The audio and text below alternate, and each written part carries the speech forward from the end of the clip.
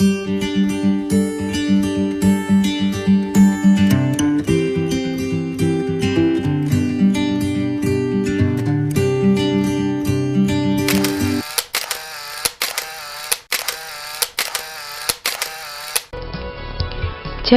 benda dapat dikatakan bergerak itu apabila mengalami perubahan posisi dari suatu titik acuan. Sebagai contoh, benda dikatakan bergerak jika posisi bendanya berubah.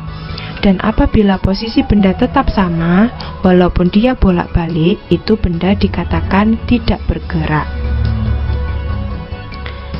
Nah, selanjutnya besaran yang kita gunakan adalah jarak dan perpindahan. Jarak itu merupakan panjang seluruh lintasan yang ditempuh benda. Jarak termasuk besaran skalar, yaitu besaran yang mempunyai nilai tetapi tidak memiliki arah. Sedangkan perpindahan merupakan perubahan kedudukan atau perubahan posisi suatu benda.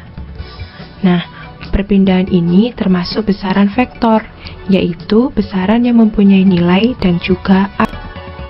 Besaran yang selanjutnya kita bahas adalah kelajuan dan kecepatan.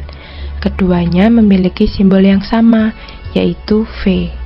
Bedanya, kelajuan itu termasuk besaran skalar, yaitu besaran yang memiliki nilai tetapi tidak memiliki arah.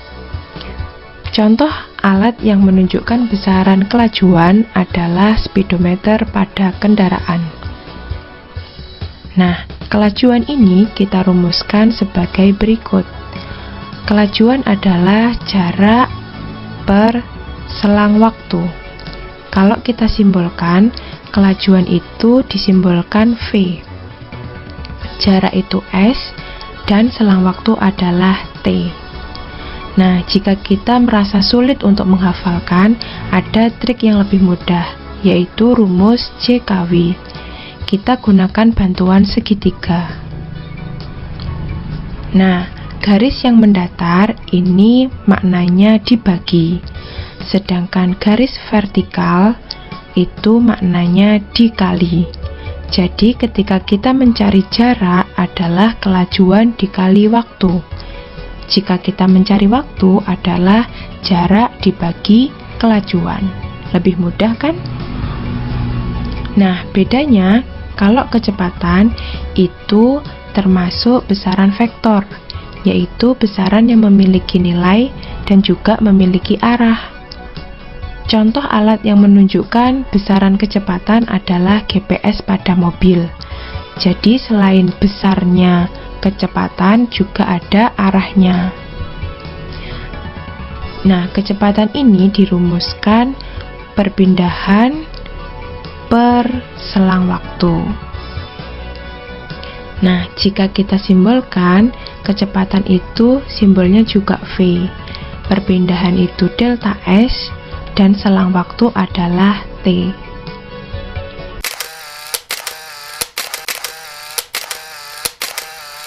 Pernahkah kalian melihat orang mendorong mobil yang mogok?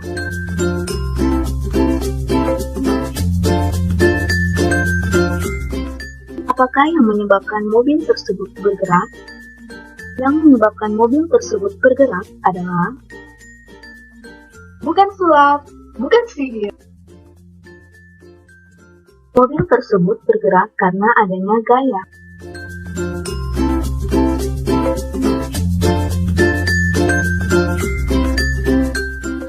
Gaya merupakan suatu dorongan atau tarikan yang diberikan pada benda.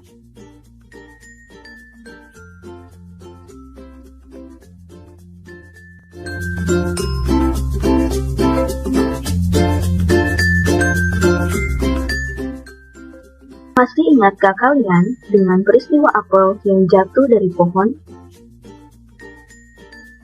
Ada sebuah gaya yang menyebabkan benda bergerak jatuh ke bawah yang kita kenal dengan gaya gravitasi. Dari peristiwa inilah seorang ilmuwan fisika dan matematika, Sir Isaac Newton, mendapat ilham bahwa pada tahun 1686 hasil pemikirannya ini dia tuangkan dalam sebuah buku yang bernama Philosophiae Naturalis Principia Mathematica yang memuat 3 hukum Newton tentang gerak. Seperti apakah ketiga hukum Newton tentang gerak tersebut? Mari kita bahas bersama-sama.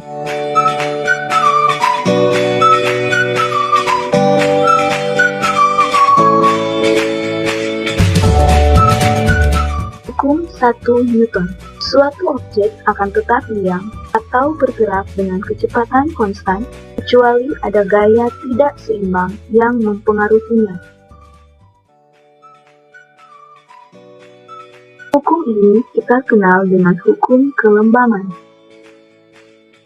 Mungkinkah di dunia ini ada benda yang tidak dipengaruhi oleh gaya?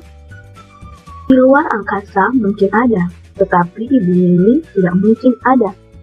Contohnya saja, setiap benda pasti dipengaruhi oleh gaya gravitasi atau gaya berat. Dari keadaan inilah, hukum 1 Newton dapat diartikan juga untuk benda yang dipengaruhi gaya, tetapi resultannya nol.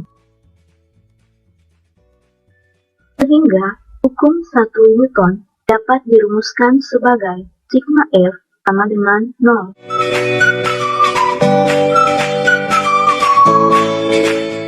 Hukum 2 Newton.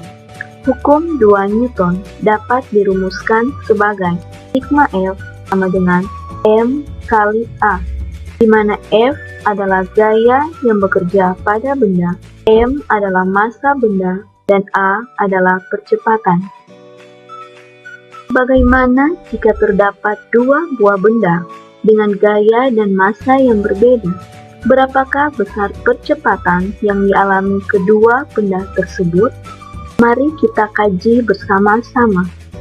2 buah balok yang bergerak searah dengan gaya dan massa yang berbeda. Balok A memiliki gaya sebesar 18 Newton, sedangkan balok B memiliki gaya 2 Newton. Dan massa kedua balok tersebut 2 kg dan 3 kg. Nah, untuk mendapatkan besar percepatan, pertama-tama kita harus menjumlahkan gaya dan massa dari kedua balok tersebut untuk memperoleh besar nilai sigma F dan massa total.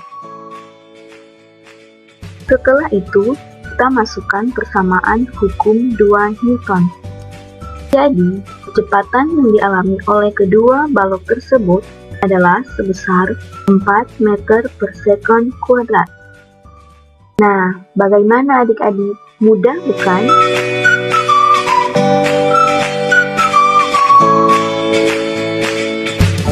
Selanjutnya, kita masuk pada hukum 3 Newton. Pada saat roket mengemburkan gas keluar, maka roket tersebut telah memberikan gaya aksi pada gas.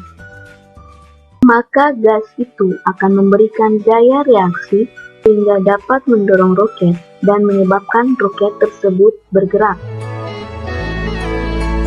Gaya aksi reaksi inilah yang kita kenal dengan hukum 3 Newton, di mana hukum 3 Newton tentang gaya aksi reaksi ini memiliki 3 sifat, yaitu yang pertama sama besar, yang kedua berlawanan arah, dan yang ketiga yaitu terjadi pada 2 benda yang saling berinteraksi.